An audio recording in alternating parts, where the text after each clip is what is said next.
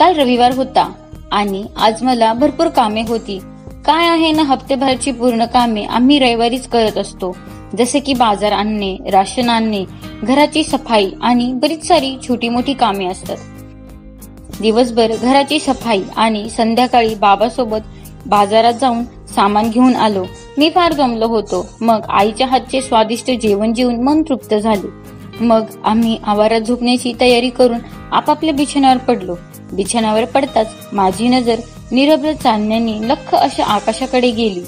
त्या लुकलुकणाऱ्या चांदण्याकडे पाहून माझे मन खूपच प्रसन्न झाले व दिवसभराचा शीन उतरल्यासारखं वाटत होतं. सगळेजण झोपी गेले होते. मी आकाशाकडे चांदण्या बघत होतो व त्यासोबतच मी आजीबाईची सुद्धा खाट बघत होतो. चांदण्या मोजता मोजता मला काही वेगळाच प्रकार आकाशात दिसू लागला. मला असे दिसले की काही चांदण्या एकमेकांच्या जवळ येत होत्या व त्या चांदण्या चक्क माझे नाव आकाशामध्ये लिहित होते. ते दृश्य पाहून एक क्षण मी आश्चर्यचकित झालो, पण यासोबतच मला कुतूहल वाटलं आणि फार आनंदही वाटला. पुढे त्या चांदण्या एक एक करून माझ्याजवळ पृथ्वीवर येत होत्या.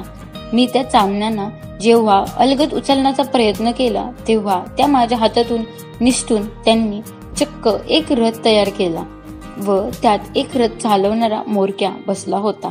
मला त्याने रथांमध्ये बसण्याकरिता लावले आणि मग मी रथामध्ये बसून आकाशाच्या दिशेने वरच वर उंच उंच गेलो आणि त्या रथ चालवणाऱ्या मोरक्याने मला थेट चंद्रावरती नेऊन उतरवले. चंद्रावर पोहोचताच मी तरंगू लागलो. चंद्रावर फारच गारवा होता. मी तरंगत तरंगत इकडे तिकडे फिरता फिरता थोडे समोर गेल्यावर मला चंद्रावरील एक सुंदर ससा दिसला. पांढरा शुभ्र, मऊ, लुसलुशीत आणि इवल्याशा तोंडचा ससा पाहून मला त्याचा मोह सुटला. मी त्याला पकडण्याकरिता त्याच्या मागे मागे तरंगत पळू लागलो. तो पण ससा पळू लागला व एका ठिकाणी जाऊन थांबला. तो परिसर फारच रमणीय सुंदर होता. ठिकठिकाणी झाडे होती, तेही चांदण्यांनी माखलेली होती. त्या झाडांचा लख्ख प्रकाश चोहीकडे पसरला होता. मी त्या बगीचात इकडे तिकडे तयार करून फिरू लागलो. माझा आनंद गगनात मावेनासा झाला होता. माझ्या आयुष्यातील मी पहिल्यांदाच असे विलोभनीय दृश्य पाहत होतो. त्या बगीचातील एका कोपऱ्यात माझी नजर पडली व मी त्या दिशेने तरंगत जाऊ लागलो.